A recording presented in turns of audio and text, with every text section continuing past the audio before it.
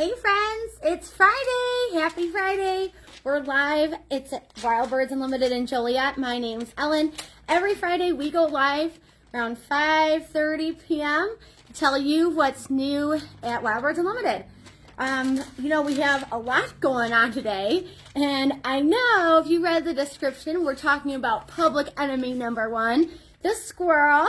So if you're in the bird feeding world, you may have come across a pretty crazy issue where you are feeding the birds and enjoying all these birds, but a certain someone, or a couple of certain someones, is raiding the feeder day and or night. So today I thought it would be a perfect time to talk about squirrels and how we can truly squirrel-proof feeders. There are 6 rules that I kind of have to squirrel-proofing feeders, and we're going to talk about those exact things. How to squirrel-proof feeders, how to keep the squirrels off of feeders. Now, I'm not saying squirrels are all bad. I do feed squirrels here at the store. We feed squirrels at my home, but we all know that our dollars are valuable these days. And if you are truly just trying to feed the birds, it can be very discouraging and upsetting to see the food go to waste with the squirrel eating it instead of the birds getting at it. So that is what we're talking about today, how to squirrel-proof feeders. What are the tips and tricks? I'm going to talk about it all tonight. But first, I wanted to quickly talk about our events. This weekend on Sunday, the 27th, from 12 noon to 3 p.m., we have Wings and Talons coming in. So on Sundays, we're open noon to 4 p.m., so they're pretty much here the entire time we're open. So if you really want to come and see these birds, live birds of prey in action, they're going to be here live at the store. So if it's a nice day, which I think it's going to be, we probably will be outside. But if it turns into some nasty weather, we're going to move the party inside. But it'll be a nice meet and greet. Of course, the Wings and Talons volunteers, they're so awesome. Not only do they do incredible work for the birds and the community that they serve, but they are very knowledgeable and they're just so friendly. So we got to come by, check them out, see them, see their beautiful birds of prey. I know we're going to get a few owls, so I'm really excited for that in honor of Halloween. So come on by and see these beautiful birds in person. The following weekend, starts November. So November 2nd and 3rd, we have a pretty cool pop-up coming up. We are inviting Bosco's All Natural Cat and Dog Holistic. So they are makers of dog and cat food and treats. They use all natural, non-GMO ingredients. 5 ingredients or less in all of their products. So really, really cool. From all their pictures, all the dogs and cats that come and visit are very happy to see them and see their food products. So if you have any fur friends that you would like to bring in, you know how our store is dog friendly. You are more than welcome to buy the pups by that day, that weekend, because they will be here on Saturday and Sunday. So they'll be here for both the weekend, that whole weekend. So you have plenty of time. You don't have to miss it. It's here for you, okay? So currently this week, this is the last weekend, but you still have a couple days left if you're a Daily Savings Club to take advantage of the extended seed sale for members only. So if you would like that 15 plus the 5, be sure you come in here by the end of day or before the end of day on Halloween, because that is the last day to take advantage of the sale in store or online. So you have plenty of ways to shop. Just shop your way and you'll make sure you get those discounts for you. The candy count is on still, so if you would like to put a guess into our great bird feeder candy count, you are more than welcome to do so. It's an in-store only activity. Just any purchase qualifies you for 1 guess, and you can put a guess in. It is a window feeder. It's a suet window feeder. So you got to guess the candies, how many are in there, without going over. The closest one wins the feeder and the candy, which is kind of the best part, right? So that's happening. Again, last time to put in a guess is end of day, 5 p.m. at in store on Halloween. We will announce the winner the next day on the 1st, all right? All right, so that's that. And then also in store, where all of our fall and Halloween decor is all 40% off. We even have some more that are up to 60% on our clearance table. So be sure you come in if you're stopping in, grabbing seed this weekend or during the week. Be sure you come in for that as well. All right, so before I talk about the squirrels, I quickly want to point out two birds that we've been seeing pretty regularly here, either at the store or in our community. I've been hearing a lot about these specific two birds, so keep your eyes peeled for them in your own yards. And of course, let us know in the comments if you are seeing any snowbirds or birds that are visiting us here in our area only in winter or in the fall, right? So in this week, I've been hearing a lot of people seeing juncos in their yard. So those are the dark-eyed juncos. Males have a slate gray top, almost looking black, and their bellies are beautiful white. They also have a beautiful dark-eyed juncos. Can't guess how they got their name, but they are absolutely cute as can be. They're usually found on the ground near or underneath your feeders, but sometimes you can see them up above in a hopper or tray style feeder too. Another bird that we've been seeing I'm hearing a lot here at the store is the white-throated sparrows. So they sometimes hang out in your flocks of house sparrows, but if you're paying attention, look for the striped crown and look for that white throat underneath. They also make a pretty distinct call, kind of sounds like a deet, deet, deet. So keep your eyes and your ears open for these cool fall and winter visitors that are coming here just to spend their winters. So many of our birds fly south for the winter, migrating through, but did you know that some birds actually migrate here for the south? So it's pretty cool. I always say, could you believe that, would you ever think that Chicagoland would be considered south for someone? And for sure enough, it is for many bird species are actually calling Illinois, our area, Will County, home for the winter.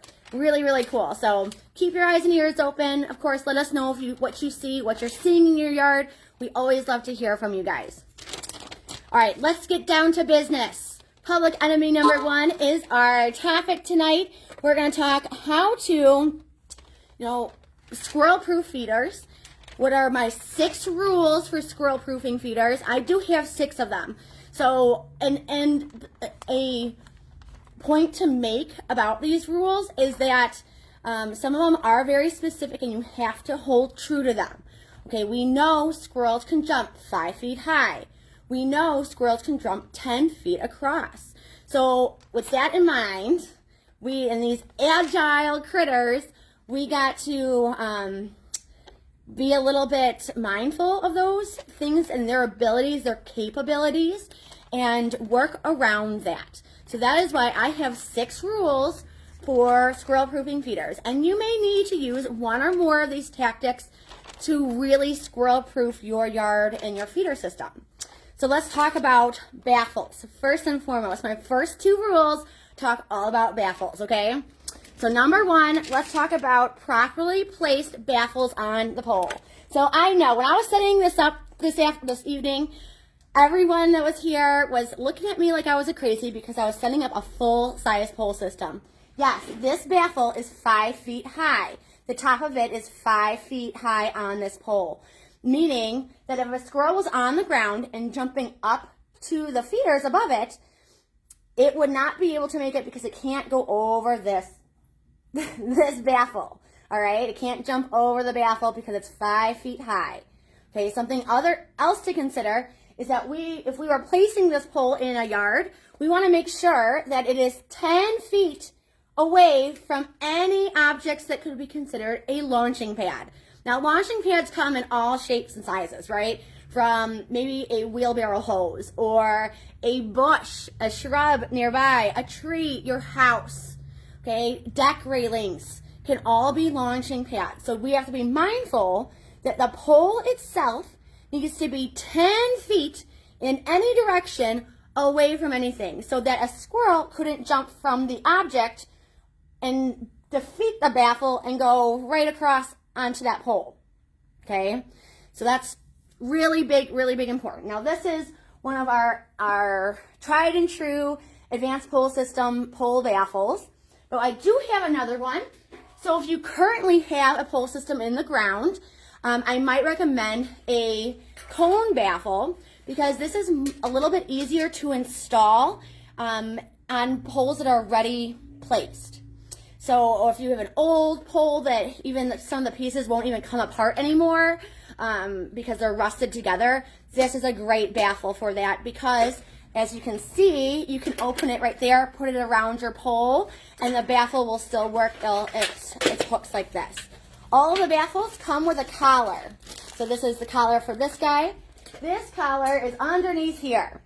Okay, so you have to kind of disassemble the pole, place the collar on, and then slide this stovepipe baffle on. Okay, that's how that works. So this one is kind of a little bit better or a little easier to install on newer or brand new pole systems.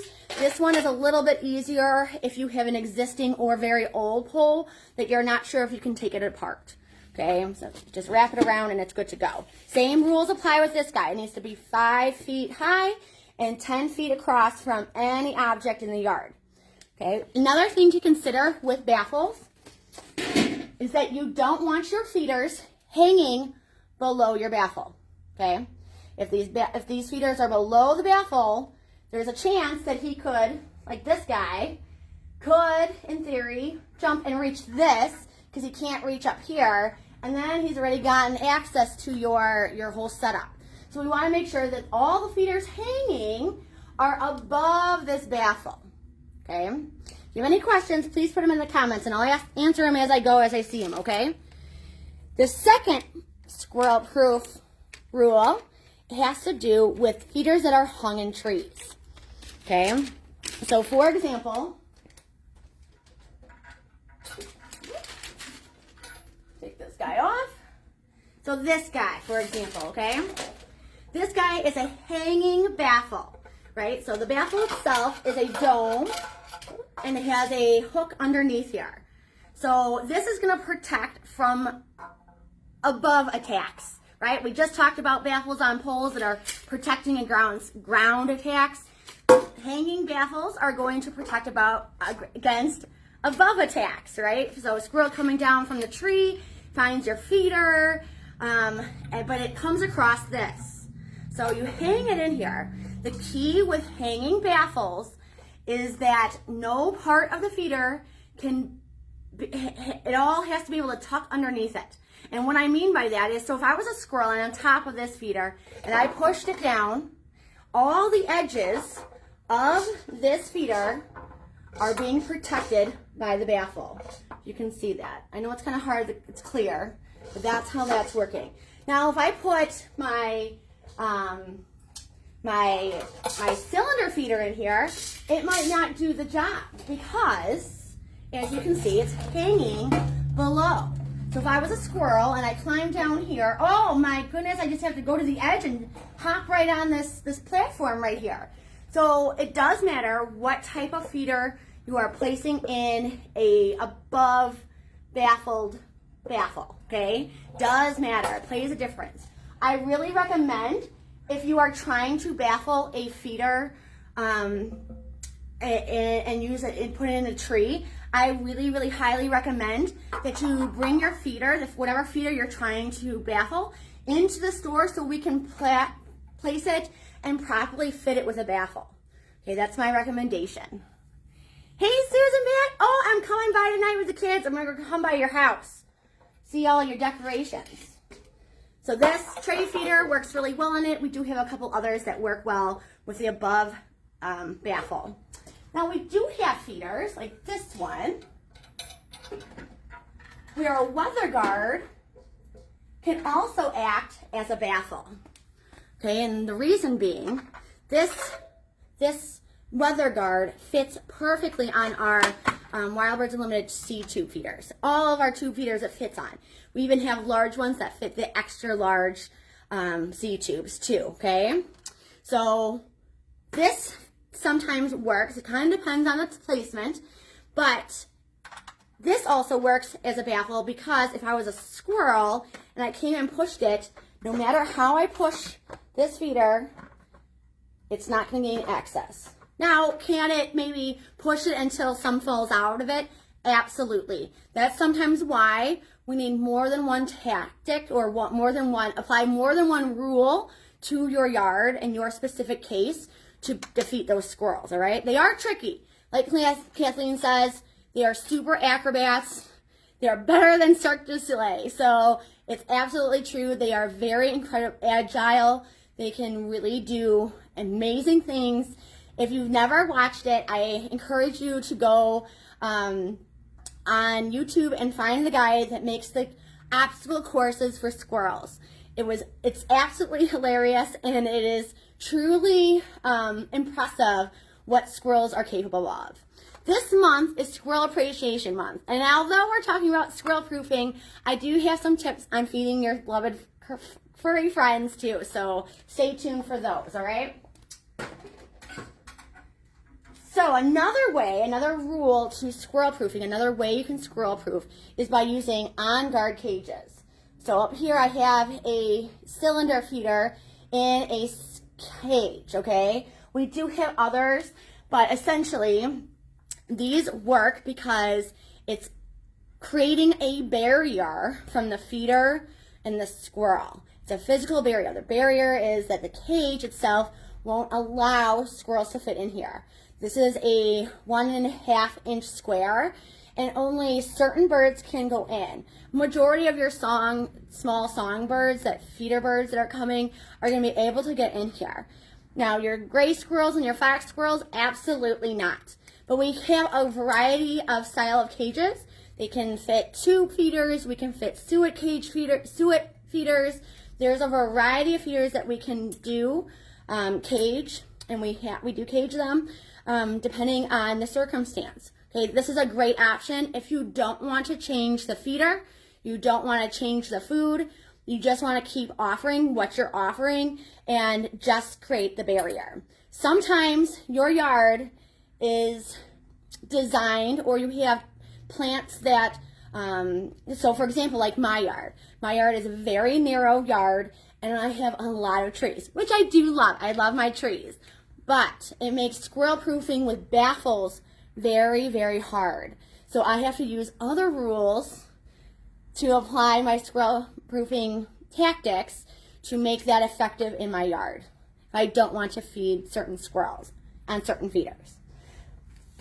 My favorite, and personally, I think is the most effective and cost efficient in that it's a one-time purchase, and then you don't have to keep buying different more expensive hot pepper foods or other things to go along with it, is using squirrel proof feeders. So I'm going to walk around this side because this side is where the squirrel proof feeders are. All right, so I put two up here. These are our top two most reputable, and that's really what I would recommend, is buying a reputable squirrel proof feeder. And what do I mean by that? Is unfortunately there are a lot of knockoffs out there, or a lot of feeders that are out there that claim to be squirrel proof but really have flawed designs, or they look very similar to ours but they have very slight differences that make a big difference. Okay, so our feeders are specifically designed to really protect against the squirrels. They are all weight sensitive. Some of them you can set the exact weight that you want. So I use my eliminator to not only defeat against squirrels, but I also have it set to only one blackbird can eat off of it. Okay, if two come on there, it's too heavy and it closes the port. Okay, only one blackbird could eat and no squirrels can eat. Okay, I have mine hanging in a kind of overgrown shrub that I call a tree, but it's a shrub and it's just hanging right there near the fence line. So if a squirrel comes up here, he may even try to climb on here, and as long as if he hits this bar, it's going to close those ports and no access for you. Okay, works really, really well. You can put majority types of seed blends in here. I would stay away from seed blends with large peanuts and any fruit pieces, as it sometimes can get clogged in here, okay? But great feeder. We do carry a couple different sizes of squirrel-proof feeders from, the Eliminator holds quite a bit of capacity. Our fundamental is probably the least capacity of seed, but it still works really, really great. I really recommend that. We also have an absolute. It's kind of like a hopper style versus a tube feeder. It kind of helps with situations where these tube feeders are a little bit too long for the space, and the absolute is a little bit of a shorter distance, not as long of a feeder. We do also carry one type of suet squirrel-proof feeder. It has cages and it is weight sensitive too, and a peanut out of the shell feeder that is squirrel-proof, made by the same company that makes these guys. All right, so really, the rule and tip when it comes to squirrel-proof feeders is buy reputable, okay? Buy something with a true reputation of being tried and true winners, okay? Don't go for the knockoff, don't go for the cheap route, because you will get what you pay for. And unfortunately, those knockoffs give us, these good ones, a really bad reputation. And people start distrusting the word squirrel-proof because they've seen those cheap ones in action and they don't work, and then they get frustrated, and then they think that it's truly impossible to squirrel-proof feeders. But I'm telling you, it totally is. We can win. You just got to follow some rules, all right? Something too, where you're placing these do also matter, because remember I talked about that 10-foot rule, and yes, if he was hanging here, he could, in theory, maybe grab here and hold on to this and just grab from the feeder. Now, is he going to be able to pig out like he would to a regular feeder? Probably not, but it kind of depends on how little or not at all do you want them to eat. Okay, so I would still consider, if this was how you were placing it, to be pretty squirrel-proofed. If you started seeing squirrels that were able to defeat that, I might suggest having an arm that extended out a little further from your pole system, so it gives it a little bit more space and is a little bit harder for those squirrels to reach and grab that food. Okay? Bring you back here because the next two top ways, the 5th and 6th rule, have to do with food. Okay, the food. Now, safflower is the OG, the original gangster of squirrel proofing with food. So traditionally, safflower is actually we talk about it being a very hard little seed for blackbirds to crack open, but did you know it's also a bitter seed? And most critters, like your squirrels and raccoon, don't love safflower because it doesn't taste as good as sunflower seeds and other seeds that you could potentially provide for them. So safflower often works as long as it's the only seed in the feeder. So if you are trying to mix your black oil sunflower seeds and put a little bit of safflower in there to be a deterrence, it will not work, okay? Because they're still going to they'll pick out the broccoli and eat all the good stuff, all right? So the squirrels are little buggers, and they will do that. So it needs to be important to know that if you're putting this in feeders, you want it to be the only seed in the feeder so that it is a deterrent to the squirrel. Now, there are people out there that say, my squirrels eat safflower. And that may be true. Safflower has been out on the market for some time now. And just like people, squirrels become desensitized to certain things. And if you've been putting safflower a lot out to deter the blackbirds, they may have gotten desensitized to it, and we may need to switch it up a little bit. Something that I personally use quite a lot of, and it works really effective, especially in my yard and a lot of other yards like here at the store, is the use of hot pepper foods. So as you can see, we have quite the variety of hot pepper foods, because I do believe that, squirrel proofing, if you can't put a baffle up, or you can't use that squirrel proof feeder, or the safflower isn't working, sometimes hot pepper food is just the only way to make it work. Now, tray feeders, right? Tray feeders. You know how I love my tray feeders, guys, right? But it became a huge issue in my yard because it was very difficult to baffle it, to protect it from the squirrels, because they could jump from whichever way, from a tree or a shrub, and gain access to it. Now I put loose seed in there. I'll put hot bark butter bits in there, a wide variety of things that you can put in tray feeders and other feeders with hot pepper foods, and you don't have to worry about those buggers. Okay, how it works, it's all brain receptor. So we all have this brain receptor that senses hot, right? Birds don't have it. So they don't care if it's hot or not, they're gonna eat it. Okay, but your mammals do care. And now it's not meant to hurt them. It's not gonna be like, oh man, we're gonna burn their mouths out. No, that's not how it goes, all right? We are still, it's just like humans, right? If you don't like spicy food and you go to, let's say, a Mexican restaurant and get those tacos and it is spicy, it's not going to hurt you, right? It's not going to burn your mouth out. You're not going to die, but it may be unpleasant and you may not like it. That is exactly the reaction that we want for the squirrels. Many times they take one sniff of this and they don't even want to play. All right, some are a little bit more adventurous. Some may take a nibble or two.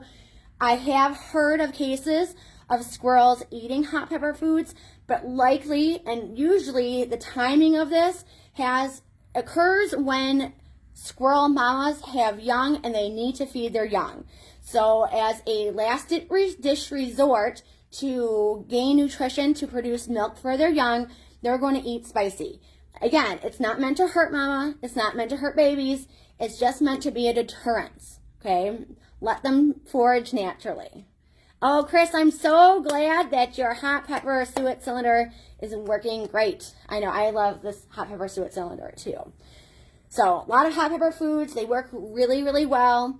You usually don't have to change the type of feeder that you're putting your food in, because we have a variety that will work in almost every feeder out there. Okay, I even have hot seed in a 20-pound bag. I have the Fiery Feast, comes in we have Fiery Feast, we have sunflower chips, and I have Spicy Blend. So a lot of loose seed, we have seed cylinders, suet, you name it, we've got it, okay, in hot pepper. So, any questions on rules for squirrel proofing? There are three reasons why I would really discourage the use of greasing poles. Now, I hear sometimes people are putting either the Vaseline or, the WD-40, all that greasy stuff on their pole or shepherd's hook, trying to deter the squirrels. And I would really caution and recommend that you don't do that. And the three reasons are, one, it can make birds unable to fly. So how many of you have seen your chickadee, your goldfinch, your woodpecker?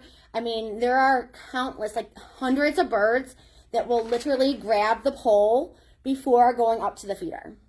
And if you've, put things sticky or slippery substances on that pole, it will get on that bird and it could potentially get on their wings.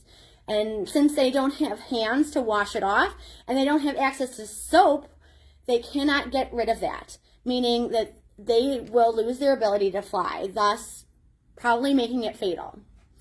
Okay, second thing is that Vaseline and that grease and stuff, if it accidentally gets on their feathers or on even critters' fur, it can rob them the ability to insulate. So when we're starting to get into this cold, wet weather, a bird's feathers or an animal's fur is really being relied on. They're, relying on that fur or those feathers to make air pockets of heat in them to keep them insulated. If we have grease on our pole and it gets on their feathers or on their fur, it can really rob them of that ability to stay warm during the fall and winter. Okay. The third thing is it can make birds and critters really, really sick if they do ingest it. And I'm not saying that, yeah, your squirrel might come up to it and lick it or something. I'm saying maybe they're trying to lick it clean, right? It can cause severe illness if they consume even a little bit of that product. So it's really, really recommended. I highly recommend that you do not do that. The other thing I recommend or don't recommend you doing is putting hot loose pepper products like cayenne or, any kind of hot pepper seasoning that you might have in your cabinet for cooking on loose seed or any kind of bird food. And the main reason why I recommend you don't do it is because, one, it's going to be maybe not as effective. It may get diluted really quickly by weather, whether it's wind or rain, it can get diluted. Our hot pepper products are coated with an oil, capsaicin oil, and it's through and through. So it's not just on the outside, it's each individual seed is coated and cured with that oil. So it's not going to be loose and floating in the air, which brings me to my second point on why I would not recommend it, is loose powder can become airborne, and it can also get inhaled by your respiratory system. So not just humans, but all kinds of critters. So I would just caution, if you're one of those people that likes to try to make your own spicy blend, just to be careful out there, because we wouldn't want any kids or elderly or sick or anyone just walking by your home or your pets to happen to get any hot pepper stuff in their eyes or in their respiratory system, because it can make them very ill and have problems too, okay? But there are other ways too, and if these options are something that you are considering and thinking about, I also want to mention option B, and that is to feed the squirrels, okay? Not only can it be fun and then super entertaining, we get a lot of entertainment from the squirrels here at the store. If you've ever come by and us watching the squirrels, it's a thing. So squirrel activity is super fun to watch, but it can also be beneficial if you're trying to squirrel-proof other feeders, because you're giving them access to something that they're really determined to get. So maybe if you offer them something, they'll leave other things alone, okay? Now, it's not to say that once these run empty, they're not going to go to the other feeders. That may be true. But at least we're giving them a chance and giving them their own feeder. And it does sometimes help, okay, depending on your situation. Here at the store, we do that. We have a ground feeder that they have access to. We also have a squirrel feeder that's, I call like the Ferris wheel, when it rotates and you can put ears of corn on it, kind of like these guys, right? Put some corn on there, and the squirrels eat it, and they take it for a ride. So it's really, really good, okay? That's a fun thing too. We also have feeders like this. I have a tractor feeder in my yard. It's so cute, especially this time of year when the squirrels are really plumping up, to see and watch my big fat farming squirrel come sit on his tractor and eat the corn. So I do put corn on it, but the other product I really like to use is the squirrel log, right? This is sweet corn in a compressed corn. So these corn logs, one log replaces 12 to 24 ears of corn. That's a lot. So it's a good savings. It also helps with filing down their front teeth. So squirrels in particularly are part of that family, that rodent family, that their teeth grow and will keep growing, and they need to file it down. So hard foods like these and other trees and bark and things like that they're chewing on is actually helping to file down those teeth, keeping them in the right size so that they can use them effectively and it doesn't pierce their mouth, okay? Isn't that tractor so cute? I know. It is so fun. I installed it on my tree, and I have that perfect side view of it, and I just, I'll take a picture of it sometime for you guys. Another thing you can offer besides corn is, of course, peanuts and seed. I would really recommend striped sunflower seed. It's a little bit of a larger seed. They might enjoy that. Black oil sunflower seeds are also a fave of theirs. They also love peanuts, if you couldn't guess. I really recommend Wildlife Blend. And yes, it only comes in a 20-pound bag. but trust me, it's worth it. You get a better deal when you buy a larger quantity. But it has whole peanuts as well as shelled peanuts and a couple other different ingredients like shell corn and seeds and things like that. So that's a really, really great product to use in tray feeders, just on the ground. Put it in a little cup for them. I really like our squirrel pantries. We have a couple different styles. I have one that's a jar that's see-through, which is kind of fun, especially if you like watching your squirrels do their thing. It's also cool for them because if a predator ever came, and we've had this story happen before, where she had this squirrel feeder that's a jar. I'm going to take you over by it so you can see what I was talking about. So this feeder right here is the squirrel jar, and this woman was watching her squirrel eat out of the jar, which is, you can, because he goes in here and he gets to eat. Well, a hawk came by, and the hawk saw the squirrel in the jar, and he couldn't figure out how to get the squirrel out, but the squirrel was able to kind of have some safety inside the jar while it was eating, and it kind of defeated the hawk, at least that time, right? But it's a cool way to offer food and a variety of different foods in a feeder for them. The same happens with the squirrel pantry, as I like to call it. It's just a container where you can place a bunch of different ingredients. The squirrel can come up and have easy access to it and doesn't have to worry about, figuring out a way to do it. They just open it and grab and go. The peanuts have to go or go through the hole. That's right. Very cool, Donna. I'm so glad that you're in. See, a lot of people feed the squirrels and the birds. It's kind of a cool, different way to feed the wildlife in your own backyard. I also want to take a moment to thank Chris Carberry for coming by last weekend for his pop-up. We do have a couple of his pieces here in store for purchase if you are interested. I also have his cards if you want to see his Etsy shop or reach out to him in person. All right, guys, you guys have a wonderful Halloween, because by the time I see you next week, it'll be past Halloween. So happy Halloween, and definitely have a wonderful weekend. Enjoy those birds, enjoy your backyards, enjoy this fall color. We're at peak color right now. So if you aren't going outside enjoying this weather and the beautiful scenes that we are seeing from our trees, you are missing the point of fall. So go outside, enjoy nature, enjoy your birds, and soak up all that fall fun.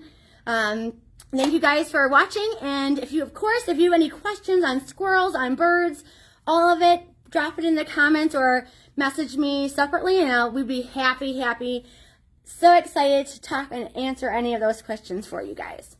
All right, you have a great week, and we'll see you next Friday. Bye now.